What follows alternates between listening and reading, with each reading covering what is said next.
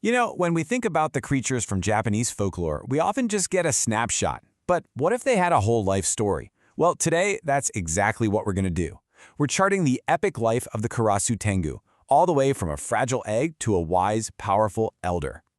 Emergence. I love that word for this, because a Tengu's life doesn't just start. It emerges from this mystical place where the physical and spiritual worlds are basically one and the same. It just sets the stage perfectly for this incredible existence we're about to explore. So, our story begins on the sacred Mount Kurama. Picture this. High up in these ancient cedar trees, a speckled egg cracks open, and a young Tengu comes into the world. But this is no gentle beginning. It's more like being thrown headfirst into a world of raw, untamed divinity. And just look at the wildness of this fledgling stage. It's all instinct, soot-feathered, sharp-beaked, and it literally runs on chaotic energy. Its very first test is just to survive.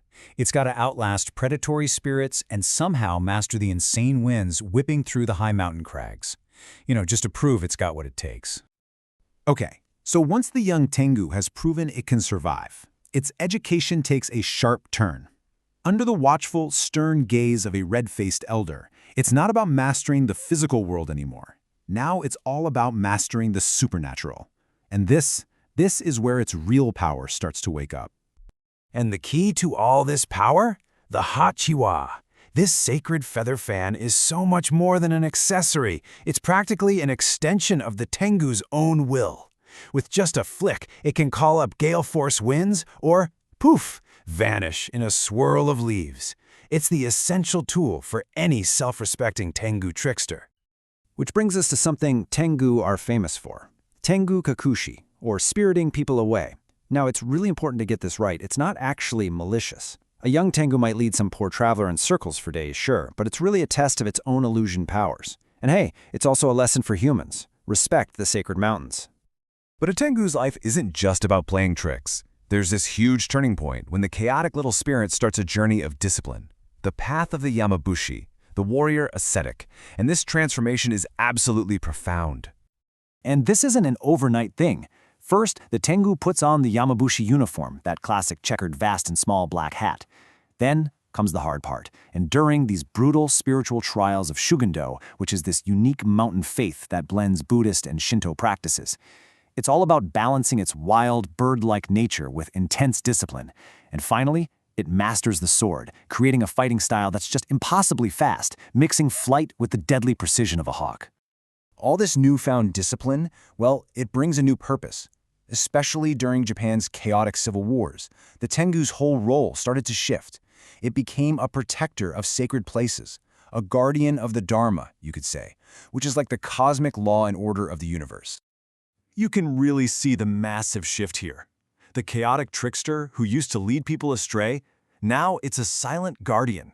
Instead of just testing its own illusions, it's defending sacred treasures like ancient scrolls and shrines. It's teaching humans about sanctity by scaring the daylights out of greedy bandits with these terrifying displays of power.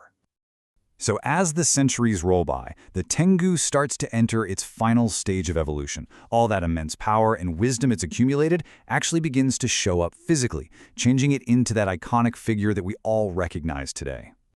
You know that famous long nose? Well, it's not random at all. It actually replaces the sharp beak from its youth. See, the beak represented its wild, bird-like beginnings, but the long nose, that's a symbol of immense pride, of deep experience, and spiritual authority. The Tengu's whole body becomes a living record of its incredible journey. Its way of dealing with humans matures too. It's not bothering with simple tricks on lost hikers anymore. Instead, it seeks out worthy mortals, maybe a dedicated samurai practicing alone, and it offers a lesson. But this lesson isn't taught with words. It's taught through a fierce, supernatural duel that's designed to push that human to their absolute limit. And with that, the life cycle is complete. The Tengu finally takes its seat on a high peak, joining the Council of Elders. It's now a crimson-faced commander of the winds, a keeper of ancient wisdom. And from up there, it looks down on the human world, acting as this ancestral force that keeps the balance between our civilization and the wild. So the Tengu's whole life is a journey from pure chaotic instinct to this disciplined, ordered wisdom. It's a fascinating arc, and it kind of leaves us with a big question to chew on. What does this mythological journey from utter chaos to structured order really tell us about the true nature of power itself?